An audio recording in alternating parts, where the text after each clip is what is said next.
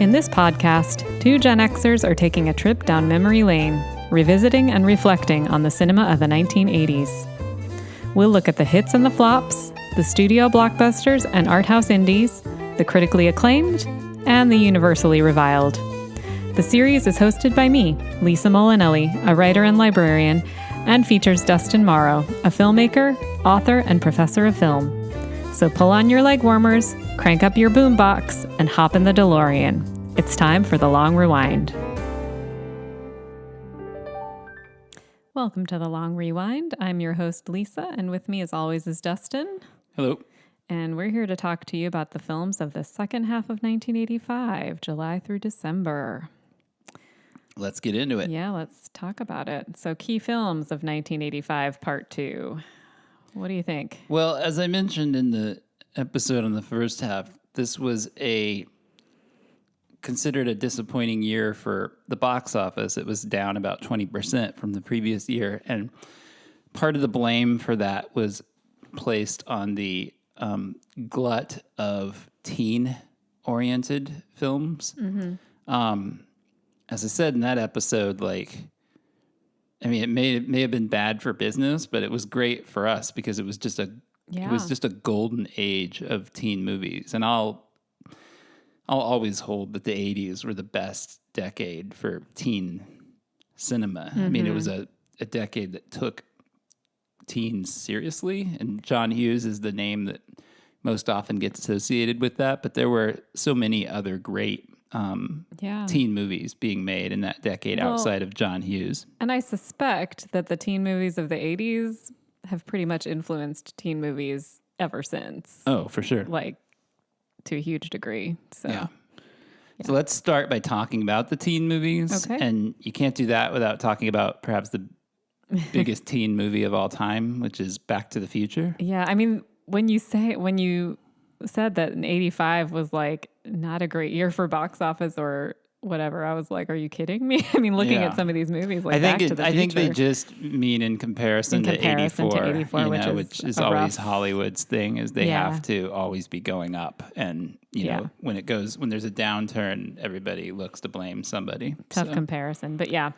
Yeah, so a sci-fi teen genre was definitely a thing. We've talked about this in other episodes, like science-oriented teen comedies. Yeah. And there were several of them in the back half of 85. So Back to the Future is the obvious, really famous one. Mm-hmm. And then there were several lesser-known ones. Weird Science, which is a John Hughes comedy. Anthony Michael Hall, Kelly LeBrock. Real Genius with Val Kilmer. Yep. Which is a wildly underrated movie. Definitely. Really, really a great film. Should have been a hit, and it wasn't, unfortunately. But directed by Martha Coolidge, who did Valley Girl. Yeah. Just a great filmmaker. Wonderful filmmaker. Mm-hmm. Yeah. And Explorers, which is a wacky Joe Dante. Well, it isn't. It's a weird movie because the first half of it is very almost like E.T. or Back to the Future. It's slightly more grounded, and in the second half it turns into a total Looney Tunes cartoon. And I guess I learned later that's because the script wasn't finished and they weren't sure what to do in the back half of the movie, and you can kind of tell.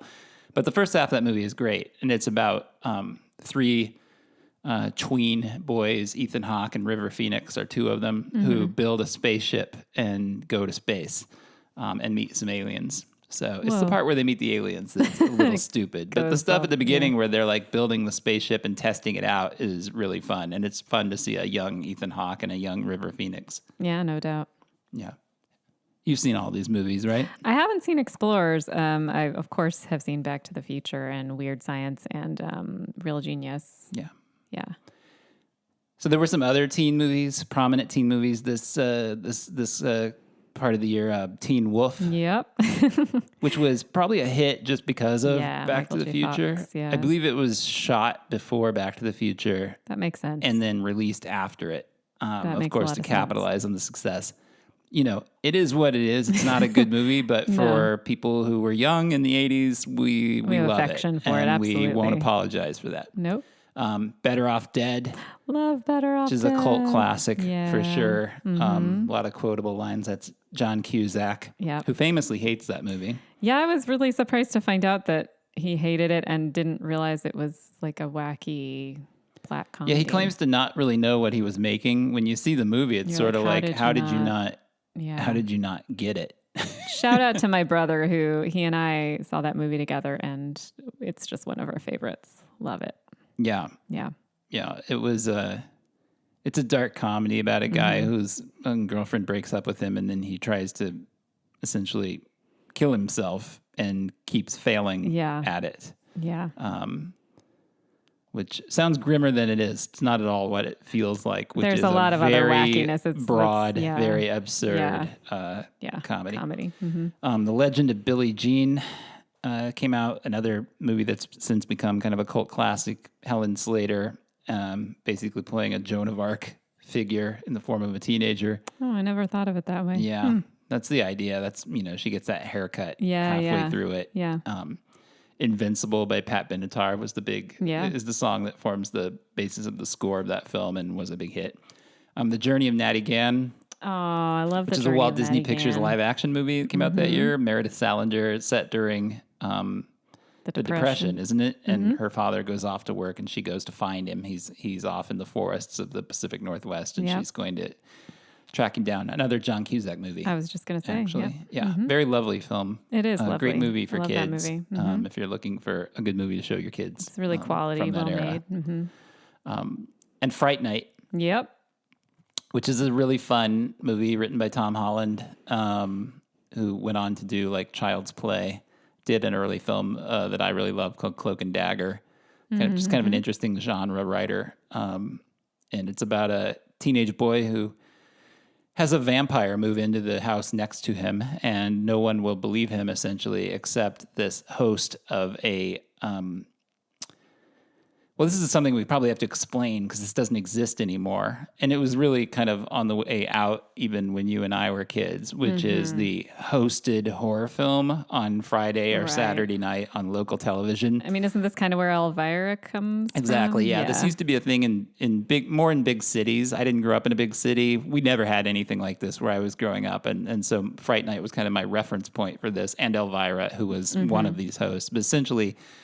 in a lot of cities on the local television channel, there would be someone would host. They would have a host usually dressed as like Dracula or something like that, something kind of macabre, who would host that night's horror movie. And they would come on like after commercial breaks and talk about the film.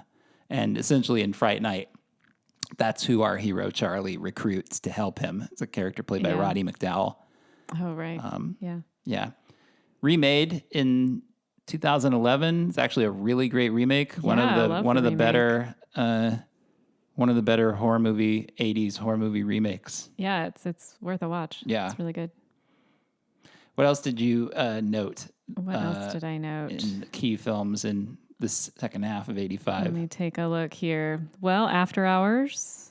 After Hours, yep. I mean, I don't know. Scorsese movie. Yeah, Scorsese movie. And we talked last time about Into the Night. It's very close, West Coast cousin. It's the East Coast cousin. You're saying Into the Night is the West Coast cousin, and After Hours is the East Coast kind of version. And that it's also a movie about a yuppie who goes out into the night and has a pretty scary adventure. Yeah. But it's done kind of again as an absurdist comedy, but it's a movie that feels it's a little more fever dreamy than Into the Night. It's more nightmarish. Yeah, certainly. Definitely. It's much darker. Also really good. Yeah. I mean, I spoke a lot about this in again another plug for our friends the Dodges and their Dodge movie podcast, where Lisa and I did guested on an episode, and I talked for like a half hour about this movie. So I won't do that again here, but basically. Scorsese was trying to make his passion project, which was The Last Temptation of Christ. He was days away from starting to shoot that when the rug got pulled out from under him. He got really depressed. He wondered if there was really a place in Hollywood or big budget filmmaking, because he wasn't wanting to make kind of the movies that were like blockbustery movies that were coming out in the 80s. He was really a 70s filmmaker trying to survive. wondered what he was going to do and was convinced by his friend Amy Robinson, who's the producer of After Hours, to just get behind a camera as quickly as possible and make something small and low budget, just to get himself directing again, because he had spent so long trying to get Last Temptation of Christ off the ground. And so After Hours is the result of that. And that's what it plays like. I mean, Into the Night is kind of interesting too, because, you know, it was made after the trial of John Landis Wasn't it during the trial, or was it after the trial? I think it was close to it. Whatever was close, it was. yeah. But anyway, Into the Night has this kind of real mean streak in it, and some real surprising graphic violence that comes out of nowhere occasionally, and some real sort of disturbing sort of violence that you wouldn't normally find in like a caper comedy. And After Hours is similar. There's no violence in it really to speak of. It's more that's mood. Visceral. Yeah. But both of those movies come from directors who had real troubled minds, let's say, while they were being made, and you can feel it in the movies. Both of those movies have a real interesting, nervous energy in them. By the way, kind of a big year for Rosanna Arquette, now that I'm thinking of it, too. We've got After Hours and Desperately Seeking Susan this year, and both of them are kind of interesting New York portraits of the time. So she was reportedly really pissed that Madonna got all the attention for Desperately Seeking Susan, because she viewed it as her big... Yeah, she's the lead, her big splash, you know? Yeah. There were some other films that came out around this time that were made by major directors. To Live and Die in L.A., which is a great William Friedkin thriller about a treasury agent pursuing a counterfeiter around Los Angeles. It's, William Peterson and Willem Dafoe plays the counterfeiter. Has an incredible chase scene on a freeway, going the wrong way down an LA freeway. It's just a really cool, really stylish, and really cynical, and also really mean-spirited movie. If you like your noir kind of biting and aggressive, To Live and Die in LA is a good movie. I mean, that's rough, but I do remember really liking this movie. I feel like I need to see it again. Yeah, it's great. I only saw it once, but I remember really liking it. Ron by Akira Kurosawa came out around this time. That's and is sort of his take on Lear, done as sort of like a classic kind of samurai epic. The Color Purple, which was Steven Spielberg's adaptation of the Alice Walker book with Whoopi Goldberg, her big breakthrough movie. Out of Africa, which is Sidney Pollack's epic romance with Redford and Streep. Yep. And there was a movie that all horror film fans seem to love called Reanimator. It's a Stuart Gordon movie, which I actually don't care for myself, but horror bros who love bros that love horror movies, like Reanimator is always like one of their favorite movies. I've never seen it, but that may be for obvious reasons. Yeah, it has a scene in it that is so far beyond kind of offensive that it can only register as comedy. Oh, but I'll tell you about it. I'll tell you about it after we record if you're really interested. I don't know if I am. Sounds like it's not really for me. Yeah, probably not. What else did you note as key films from this era? Well, I mean, I don't know if you consider this key or not, but there's definitely a few sequels in here that stood out to me. Mad Max Beyond Thunderdome. Yep, with Tina Turner. Yeah. We Don't Need Another Hero. Yep. A Nightmare on Elm Street Part 2. Yeah, that's the considered the queer horror classic now. Okay. I mean, inadvertent. It wasn't made to be a queer horror film, but it's if you see it, you'll be like, this is the most homoerotic thing I've ever seen. I don't think I've seen that one. I'm not sure. I haven't seen a lot of the Freddy Krueger movies. I think I've only seen one. And Rocky IV, of course. Rocky IV. Yeah, that's the one where he fights where Rocky solves the Cold War by going to fight Drago. Yep. That's a big one. Definitely. It's also the one where he gives Polly a robot who kind of becomes his wife. the 80s robot. The 80s robot, Yeah. It's a great, love Rocky 4. What can I say? Some years ago, he recut that movie and did. re-released it like a director's cut, and he took out the 80s robot That's right. that he gives to Paulie. Yeah. So, he took out some of the kind of more jingoistic and MTV elements of it and made it kind of a slightly more grounded movie, less comic booky, but... I know I liked Rocky 4. Is that, how do people feel about Rocky 4? I think it's a lot of people's favorite. That's what Rocky I thought too. movies. I wasn't sure. But It depends on what you want out of a Rocky movie. Sure. It's really short. It's not even 90 minutes, I think. Oh, wow. And it's got like at least 4 essentially music videos. Yeah, scenes where they montages. just play a pop song in its entirety. Yeah. And they cut and Rocky trains, basically. Yeah, and it's not even the training. I mean, there's Not always, there's a couple, no. but there's like even some sequences that aren't the training It's like driving sequences. around. No, I know, He it's- he just goes for a drive. Yep. And you're just like, what?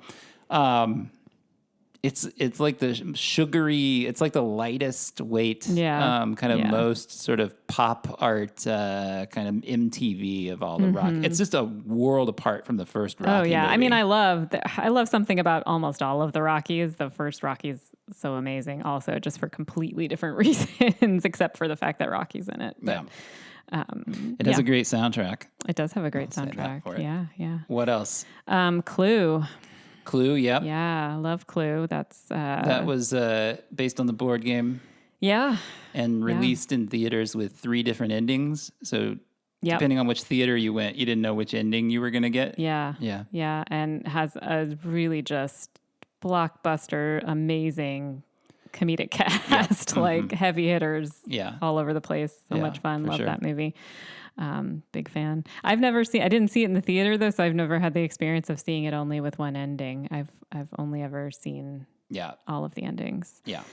I don't know. Oh, sorry. I guess I left out one of the sequels. I have Jewel of the Nile here. Yeah. The sequel to Romancing the Stone, Romancing the which was Stone. kind of rushed into production, Yeah. which Kathleen Turner famously didn't want to do. Had to be sued by the studio to get her geez. to do it because she Yeah. didn't think the script was in shape Yeah. to do it, to her credit. And she was right. Not a bad movie, but, a pale shadow of Romancing the Stone. Another sequel that came out was European Vacation. Oh, right. It's a sequel yeah, I to think I had that somewhere. National Lampoon's Vacation. Yeah. Mm-hmm. Chevy and the Griswold clan go Yeah. over to Europe and have crazy adventures. That fun personal fact about European Vacation. My parents took us to the drive-in to see that. I have vivid memories of seeing that All at right. a drive-in. I was way too young for it, I think, but Yeah. there it is. Some other high-profile movies around this time. Pee-wee's Big Adventure, which was Tim Burton's first movie. All right. Totally holds up. It's a hilarious, just great comedy. Yeah. Great work by Paul Rubens, Yeah. of course. Commando, Yes. Arnold Schwarzenegger's action movie where he's quipping left, right, and center Oh, man. and trying to save his daughter, Alyssa Milano, who clearly could have yeah. come from the loins of Arnold Schwarzenegger. They look so much alike. I love Commando. I Save can't him even from say why. save but her I from do. a bunch of villains. It's just a wild It is a wild movie. ride, very Yeah. fast moving, like 85-minute nonstop. A action. fabulous Ray Don Chong in it. Ray Don She's Chong is so hilarious great. in that movie. Yeah. Totally underrated Yeah. work in that movie for Yep. sure. Yep. And Spies Like Us, Oh my gosh. another Spies Like Chevy Us. comedy with Yeah. Dan Aykroyd, Yeah. kind of a Cold War comedy Yep. of the 80s. Yep. There were some other prestige movies from this time. Shoah, which was the like 9-hour documentary about the Holocaust. Yep. Kiss of the Spider Woman, Mm-hmm. which is a political drama with William Hurt, who I think won an Oscar for it. We'll find out at the end of this podcast, as Mm-hmm. Lisa will tell us. Yep. And The Trip to Bountiful, which Geraldine Page, I think, won an Oscar for. Okay. There were also some big, high-profile flops from this year, too. Big budget movies with big stars that totally tanked. One of those was Revolution, which was Al Pacino's Revolutionary War action drama. Whoa. A movie that flopped so bad and that he had such a bad experience on that he considered retiring. And in Wow. fact, like he didn't make another movie for like 4 years, like until Sea of Love. I'm trying to picture Pacino in a Revolutionary The reason War you movie. can't is because it's a terrible idea and it's a terrible It's a little movie. weird. Yeah. Yeah, it's bad. It's bad. It's a good director, Hugh Hudson, who made Chariots of Fire and Greystoke, the Tarzan film. Yeah. So it seems like it would be good on paper, but you'd like, think he'd make a great Revolutionary War film. yeah, it's just not good. Okay. A Chorus Line, Oh, that was the adaptation of the hit Broadway musical. Yeah. This time with Michael Douglas, first guy I think of when I'm thinking movie musical. movie musical. Yeah, it's really bad. And I think Richard Attenborough directed that. Believe it or not. Did he really? I believe so. Wow. And Santa Claus the movie, Oh yeah. which I have a soft spot for because I liked it as a kid, but it is terrible. So these were the bombs. Those were 85. those were three Okay. very high budget total flops for sure. Yeah. Yeah. What about some unsung gems? Some movies you want to Yeah. recommend? I have a few here. Yeah, I have a few too. Let's see. I don't know where to start. How about Young Sherlock Holmes? Yeah. That's How just about it? wonderful. Well, it's really wonderful. It's Yeah. about young Sherlock Holmes. I don't remember who the director. It's Barry Levinson. Barry Levinson. Yeah, produced by Steven Spielberg and written by Chris Columbus. It's just a delight. Yeah, it is so good. It's really good. It's so good. It's the first movie, historically, it's interesting, and it's the first Yeah. movie with CG special effects.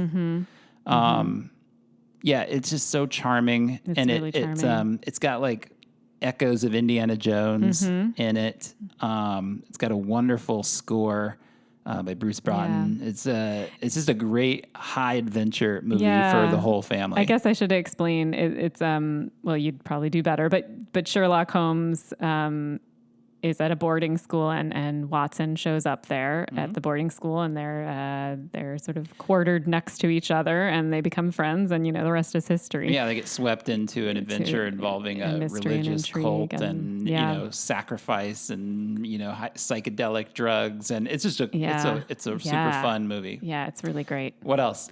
What else do I have here? Runaway Train. Runaway Train is it's one of the few kind of highly acclaimed Canon Films. Oh, releases. that's a Canon film. Yeah, it was a Canon Films, believe it or It's not. really good. Yeah. I mean, all Canon films are great, but for different reasons. Well, here's the thing. I mean, we should do a Canon Films episode. Yeah, we really should.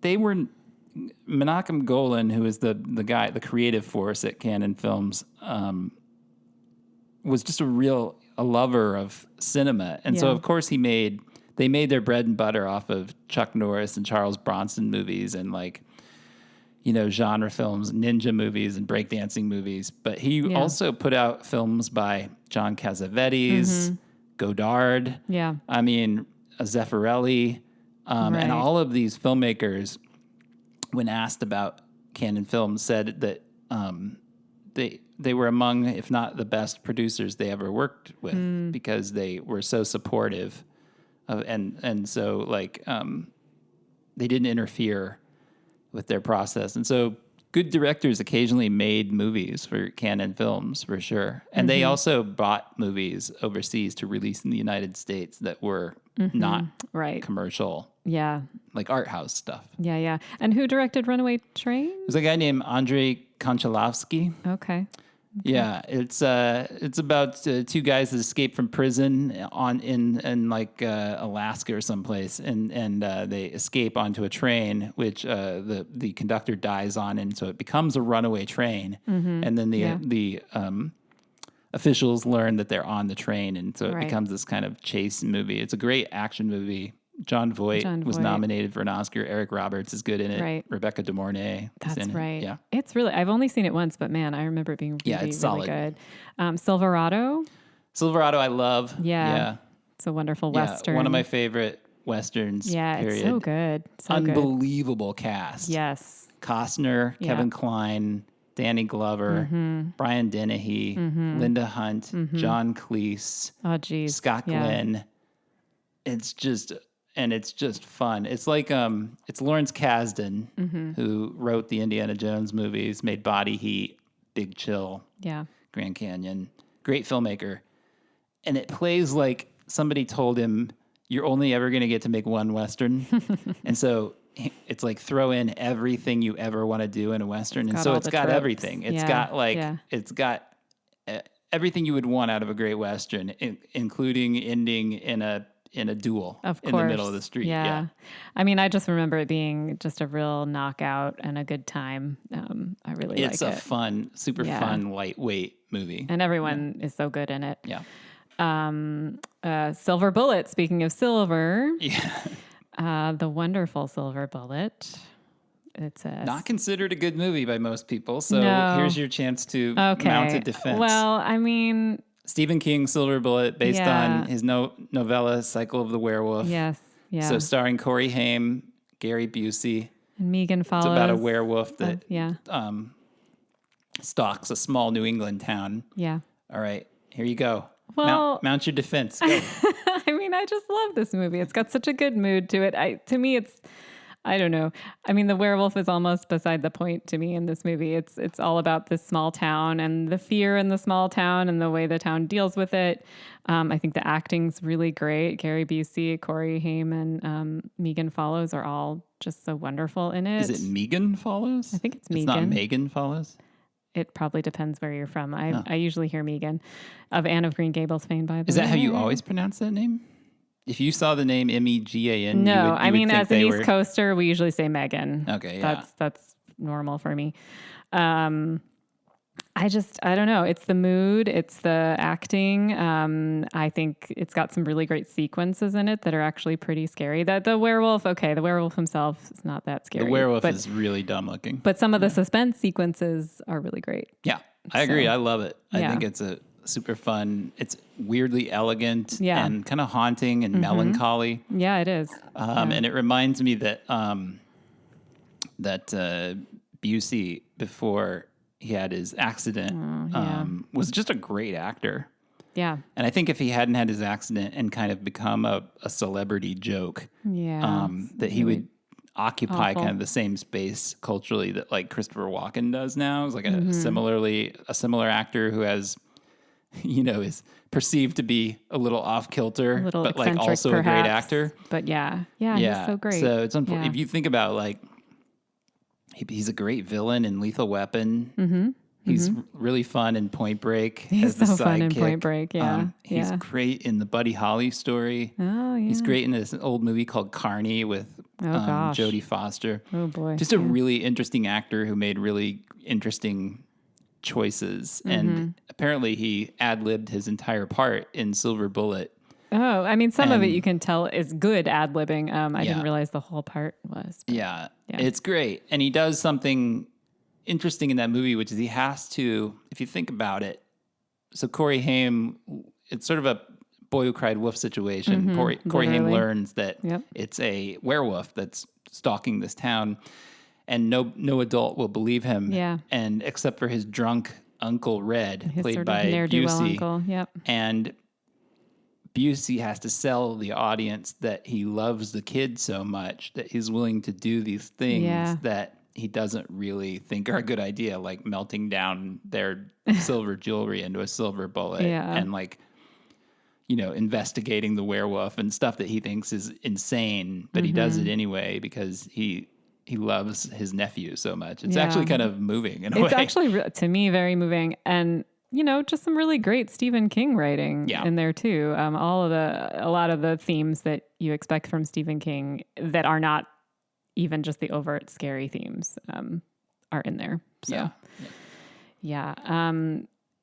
this must have been a year when I just started seeing more movies as a kid, because I'm remembering more stuff like, okay, look, I don't know that I think it's a great movie, but I have a very distinct memory of seeing The Black Cauldron. Mm-hmm. I have a big memory of that movie. The Disney animated sword and sorcery movie. Yeah, because my parents took us to Radio City to see it. Oh, wow. There was again, I grew up on Long Island, and I remember it was this big outing we had, and they had like a little live action show before it. And I think we all got like watches or something. And it was just like a big deal. It was this huge thing. And then we saw the movie. And so my brother and I were a little obsessed with The Black Cauldron for a while after that, for obvious reasons, maybe. So may or may not be an amazing movie or anything, but I have a really stark film a memory of it. And also Sesame Street presents Follow That Bird, which I also really love. Road movie with Big Bird. Yeah, road movie with Big Bird. Really lovely, sweet Sesame Street movie. I have a few. Yeah. Summer Rental. Of course. Which is essentially like probably easy to dismiss as a ripoff of National Lampoon's Vacation, only with John Candy, except that Candy is so good. Oh, yeah. And Carl Reiner, who directed the movie, is so good that it transcends that 100%. That label. That never even crossed my mind. It's its own thing to me. I'm sure that's how it got made. I'm sure they must have pitched it as I can see that. we're gonna remake Vacation, only this time with John Candy, who was a huge comedy star at the time. But it's just so its own thing to me. It's so funny. Really great. Candy is so good. So good. And it's very quick moving. It's like 85 minutes, and it's just totally delightful. Bring On the Night, Michael Apted's documentary about Sting, which, Sting is one of my favorite artists. And so naturally I'm going to love it. And I am going to assume that there's no reason for you to watch it unless you also love Sting. But if you do, here's my recommendation. Check out It's good. Bring On the Night. I liked it. Yeah. I guess the only kind of defense of it I would mount outside of loving Sting is that it is kind of an interesting portrait of where he was very specifically in that point in his career, which is it chronicles the recording of his first solo album. And you can see in the movie that he's not sure that it's going to work because not only is he leaving the most successful band in the world at that time at the peak of their success, which is the Police, he's also moving into jazz pop and out away from like reggae punk, which is what the Police did. Right. So he's like doing a completely different style of music too. And so you can really see in that movie that he's like wondering if this is gonna work. Yeah. Doesn't Branford Marsalis come in? He does, in this movie? Yeah. And it's directed by Michael Apted, who did the Up films, among many other movies. So he's a great documentary filmmaker. And so it's maybe more interesting than your average like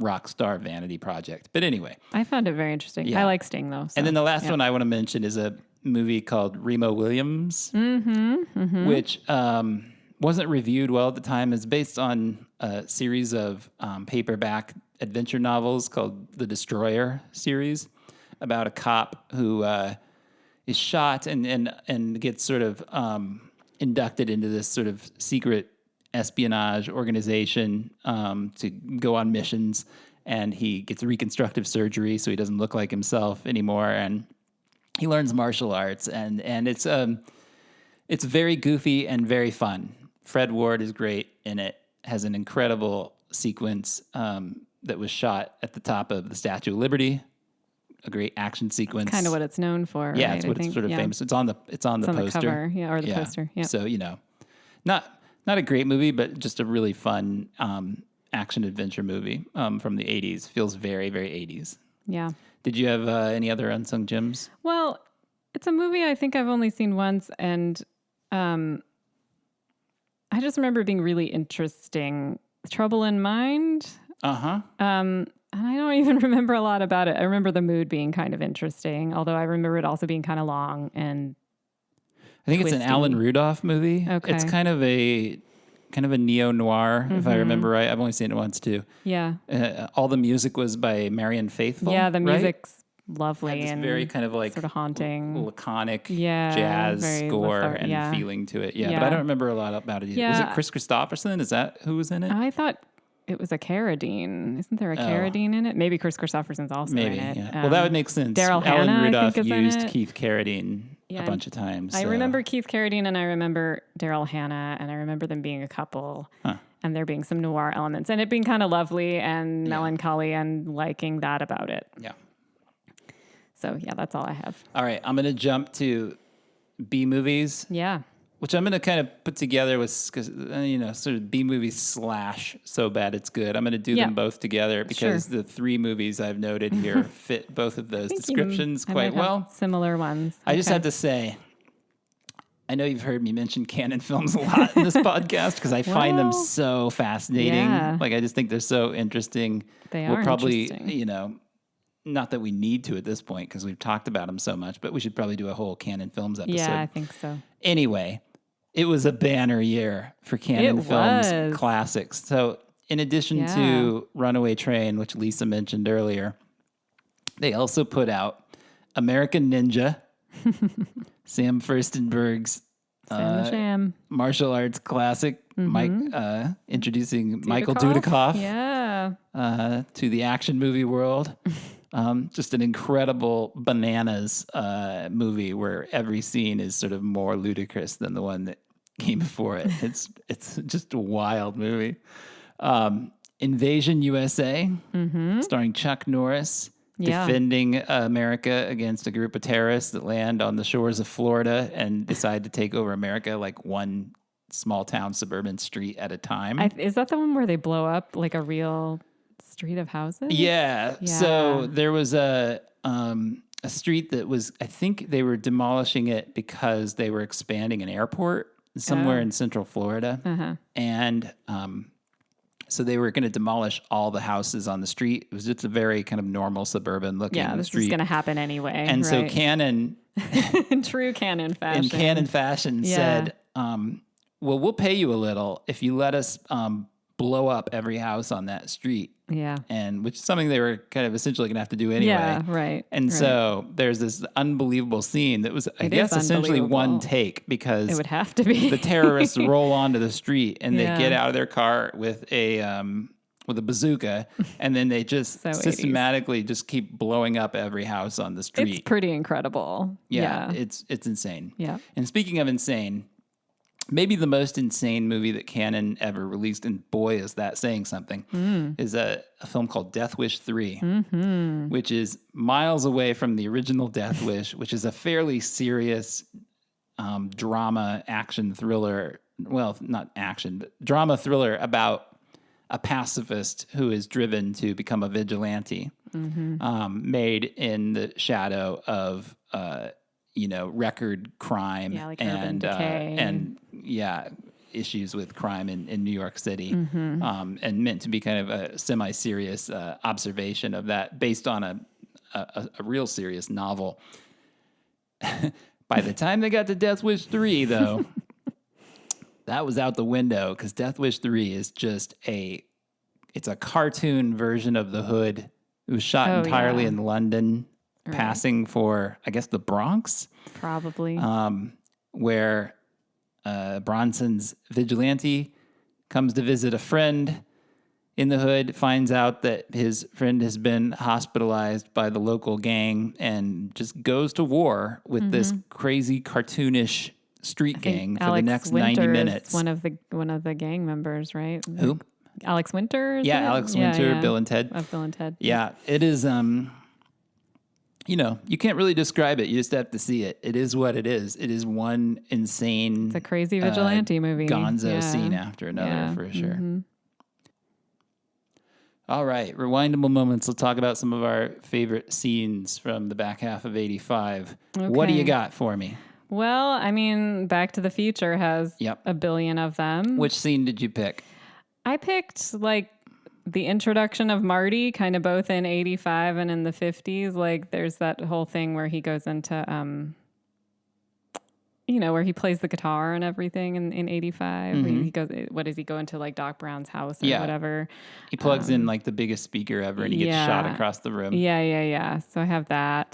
The scene I picked was the one where he's in the 50s, and it's the big chase scene where Biff and his goons are chasing him around, and he grabs that kid's scooter and rips the top off and turning it into a skateboard. Yeah, that's a great moment. Yeah, and then it ends with Biff in a truck full of manure. Yeah. He does that amazing stunt, which I always love, where he sends the skateboard under the car while he runs across the top of the car, and then he jumps onto the skateboard after he jumps off the back of the car. It's great. Yeah. There's so much good stuff in Back to the Future. We couldn't possibly cover it all. Yeah.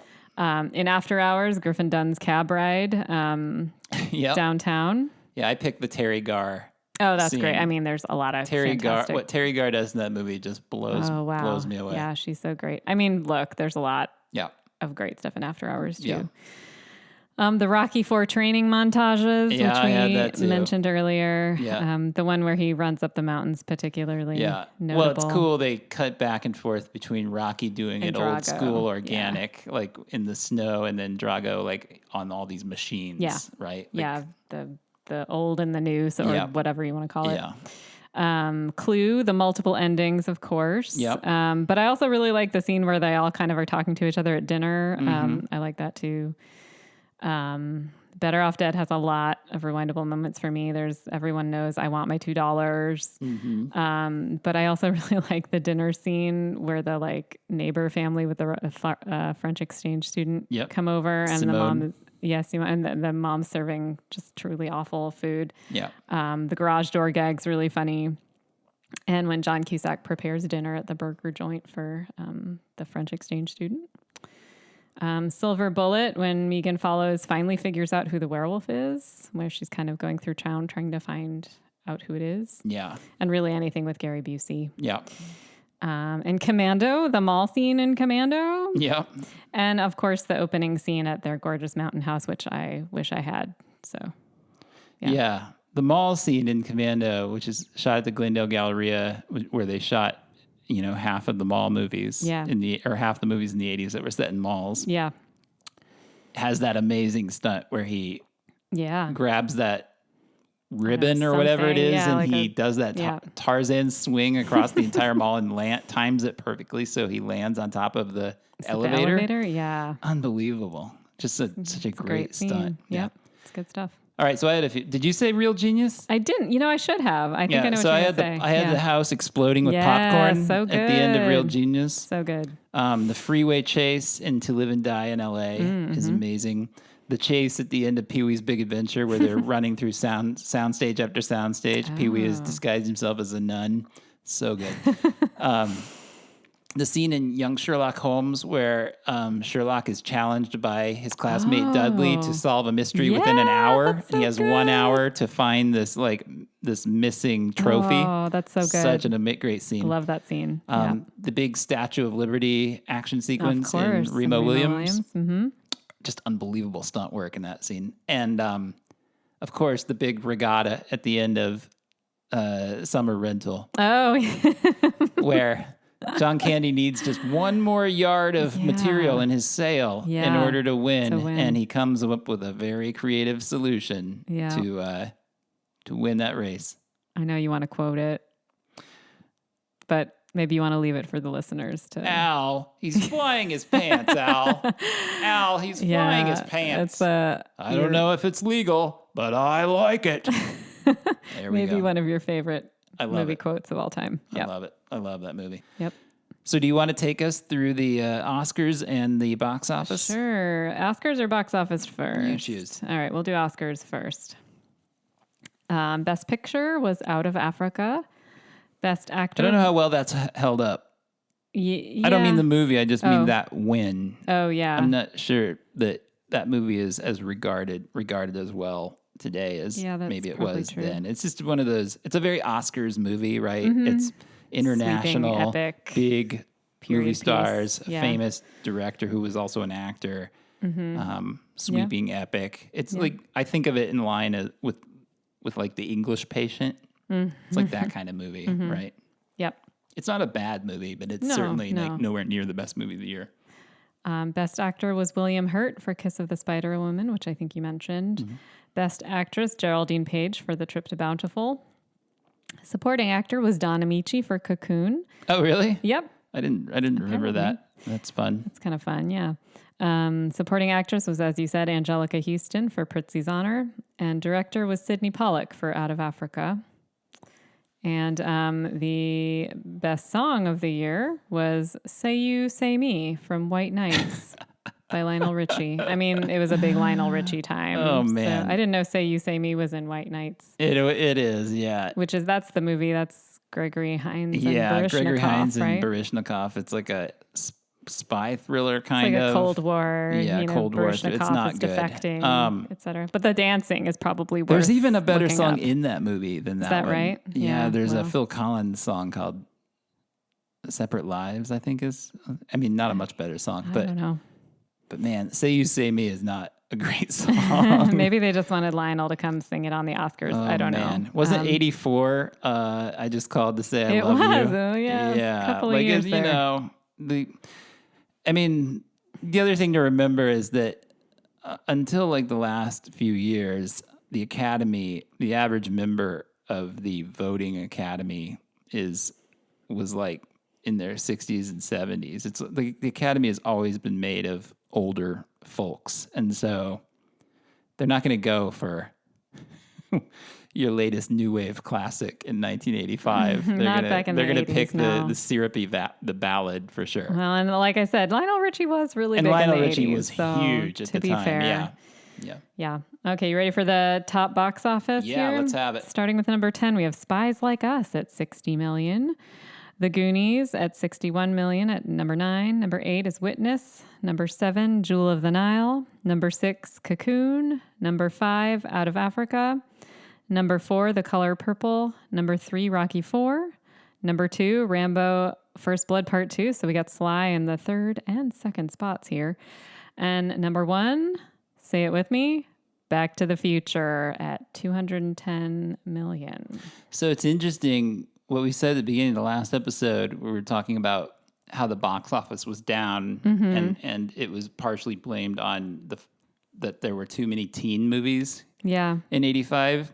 So outside of Back to the Future, I'm trying to think of what you just said. The Goonies. Were there any other teen movies? Yeah, I guess Goonies. But Goonies is barely a teen movie. It's like a tween movie. Yeah. No, it was really just bad. I mean, Back to the Future was the number one, but other than so it's that, interesting. Like a lot of the Weird Science, Breakfast Club, like these movies did not make it in to the top 10. Yeah, what can I say? Yeah. Well, and I also have to say, I mean, the number one box office for Back to the Future, that was 210,600,000 thereabouts, and Beverly Hills Cop made 234.7. So it's not like they were that far off in terms of high box office. But no, but I think they mean cumulative for like the sure, entire... for the whole year, right?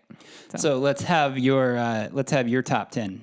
My top 10. Okay, let's see what do I have here. Okay. This is for all of 1985. For all of 85, and we should remind people that this is just our top 10 things that we love. We're not saying that these are like the best objective movies. It's not picking the best movie. It's picking our favorites. Yeah. So my top 10 is Gotcha at number 10, 9, Rocky IV, 8, Fletch, 7, Better Off Dead, 6, Clue, 5, Silver Bullet, 4, Back to the Future, 3, Lady Hawk, 2. See, my number 1 and 2, they're kind of the same. Like, I couldn't really, it was hard to pick 1 and 2. 2, I had After Hours, 1 I had Into the Night, but I could also kind of switch those up. They're very close for me. All right. You and I had some overlap. You ready? Yeah. So number 10, I had Silverado. Number 9, I had Desperately Seeking Susan. Number 8, I had Fletch. I think that's where you had it too. Yep. Number 7, I had The Goonies. Number 6, I had Lady Hawk. Number 5, I had The Breakfast Club. Number 4, I had Back to the Future. Where was Back to the Future for you? 4. It was 4. Yeah. Number 3, I had Young Sherlock Holmes. Oh, yeah. Number 2, I had After Hours. And number 1, I had Into the Night.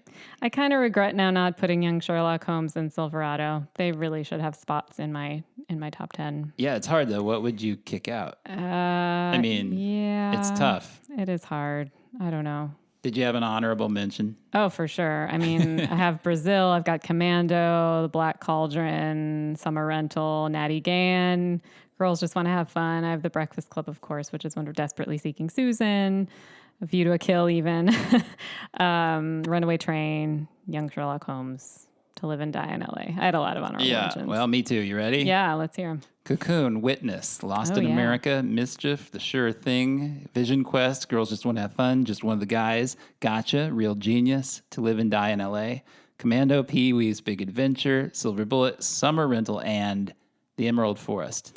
I really should have had Witness in there. I can't believe I forgot to put it. Yeah, I don't know what's wrong with me. It's because you're biased against the Amish. That's not it at all. You're like those. No, you're like the I villainous. Just you're like it. the townspeople in that movie that God. Harrison Ford punches in the nose when they try to take pictures. That is not of me the at Amish. all. It's more that I was awash in movies of 85, and it's easy to forget. That's all the what you movies. say, but what I really want to do is dig into what you have, what your beef is with the Amish. Oh my God. All right. Any final thoughts on 1985? It was a great year. Yeah. So we're halfway through the Yeah. decade. How do you feel? Boy, I think it's just going to keep getting harder. It was. I don't know about that. You don't think so? Well, I mean, my feeling, and I don't know, maybe I'm wrong because I haven't looked ahead to what movies are in the forthcoming years, but I feel like there was a crest. It was like a wave. Like we didn't have as many things that we felt as passionate about in like 80 and 81. Mm-hmm. And I feel like the peak was 84, as we've said. 84 was the hardest year for me so far, for sure. Mm-hmm. 85 was pretty tough, though. Mm-hmm. But I feel like by the time we get to like 89, I don't think there were as many good movies in 89 as you were getting in like 84, 85. Yeah, I think I will have seen a lot more because I can tell in 85, like I was actually maybe going to the movie theater where I really wasn't in the earlier parts of the 80s. So I've probably have seen a lot more from here on out. So that's kind of interesting. Yeah. Yeah. Which is weird because you're 62 right now, which means you were plenty old enough to have gone to the movies in that period. You just weren't going, huh? So many lies about me to our listeners. So many lies. Is it because the first 17 years of your life were spent in an Amish community? Is that why you didn't see? Is that why you didn't see so many movies? Wow. Was it against your? Were you not allowed? Wow, I don't even know what to say to any of this. It wasn't until, you always told me it wasn't until Rumspringa that you really went on a movie binging. Wow, so many people you're probably offending right now. Oh, yeah, Okay. I'm offending all the Amish podcast listeners, of which there are millions. Wow. Anyway, we love the Amish. We love Witness. Yeah. Do you ever listen to that podcast, Talkin' Amish? Oh, my God. All right. We will see you in 1986. Thank you, everybody. All right, bye-bye. You've been listening to The Long Rewind. The program is produced by Dustin Morrow and hosted by me, Lisa Molinelli. If you enjoy the show, please consider hitting the subscribe button, leave us a good review on your podcast app, and tell your friends about the program. We'll see you next time. Thanks for listening.